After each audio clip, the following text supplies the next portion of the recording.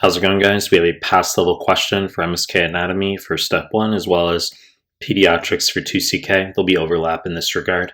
So cut to the chase, not waste our time. So before we get started, please subscribe to my channel. I really appreciate it. Give the video a like. Really appreciate it. Find me on Instagram at mehlman_medical, mehl_medical, links down below.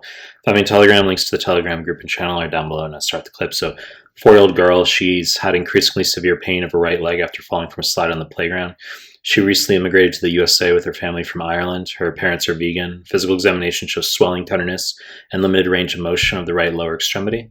Vitals are within normal limits. X-ray shows a tibial fracture. Question wants to know the most likely explanation for these findings. So let's just whip through the answer choices here. Choice A, child abuse, wrong fucking answer. Obviously extremely important to be mindful of and to consider in pediatrics cases, yes. The vignette would oftentimes throw in details such as avoidance of eye contact. They can say fractures at different stages of healing, which is non-specific, the latter. Okay, you can see fractures, different stages of healing in osteogenesis imperfecta or osteopetrosis, okay? But avoidance of eye contact, there's a question on a 2CK form where they give you a 3-month-old whose the parents said she fell from the bed and there was a humeral fracture, okay, a fracture of the upper arm, and the answer was child abuse for that one. The implication being at 3 months of age, a child can't yet roll over by his or herself, or by him or herself, so that was child abuse for that question. They can also say things such as posterior rib fractures, retinal hemorrhages for shaken baby syndrome, but I want you to be careful with the retinal hemorrhages because if they tell you a neonate has retinal hemorrhages plus bleeding from the umbilical stump, that's vitamin K deficiency, not shaken baby syndrome. Obviously, subdural hematoma for shaken baby syndrome. You can get burns and that spare the flexor creases if a child's been dipped into hot water.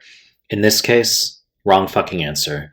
Choice B, decreased collagen synthesis, wrong answer. So this would refer to our osteogenesis imperfecta for type 1 collagen deficiency / defect, okay? Now, details such as blue sclerae, obviously very buzzy. Question need not mention that. They like mentioning fractures at different stages of healing, okay? So in this case, there's not necessarily enough to grab onto where we're convinced that this is OI, okay? Let's just keep moving through. Wrong fucking answer. Choice C, decreased osteoclast activity. This is wrong answer. This would be osteopetrosis or Albers-Schoenberg syndrome. So this is just a diagnosis of exclusion. Okay, so if you've ruled out child abuse, essentially, you've ruled out osteogenesis imperfecta, you can think about osteopetrosis, okay, which is increased bone density, but actually presents with increased fragility of the bones, because it's not just bone density in isolation that confers the strength of bones. It's the internal architecture, the Haversian canals, etc.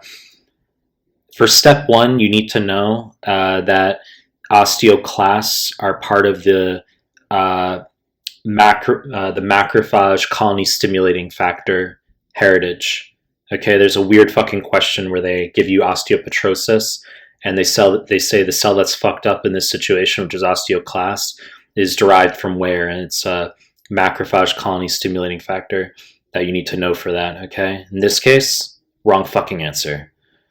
Choice D, impaired intestinal ion absorption is the correct answer. This is vitamin D deficiency. This is rickets. Okay, I mean, sure, the family emigrated from Ireland, okay? They can say any place in Europe, they like doing that. The parents are vegan. The implication is that the table food they're going to be giving their child not going to be dairy, okay, not going to be fish. So the child's going to probably have lower calcium, lower vitamin D. So this is rickets. This is vitamin D deficiency, okay? And we're sort of doing a bit of elimination to get there at the same time. This is very similar to an nbme question. So vitamin D ultimately responsible not just for mineralization of bone, so it converts unmineralized osteoid into mineralized hydroxyapatite, but vitamin D, activated 125, is going to cause the absorption of calcium and phosphate from the small bowel, okay? So this is simply just rickets in this case. They can mention bowing of the tibias, which they don't hear, but there's a fracture. They can say history of fractures as well.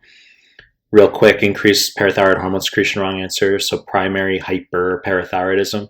Okay, I mean, it's something to consider. You can get increased lucency of the radius or even the bones of the hands, okay? But classically, if we have a parathyroid adenoma or diffuse foregland hyperplasia, it's going to be an adult, just my observation, okay? Not typically a pediatrics case. Can be MEN1 or MEN2A in addition if we get other findings such as pituitary tumor, gastronoma, pheochromocytoma, etc. You know the deal. To make more content. If you like my stuff, subscribe my channel. I appreciate your time. That's it.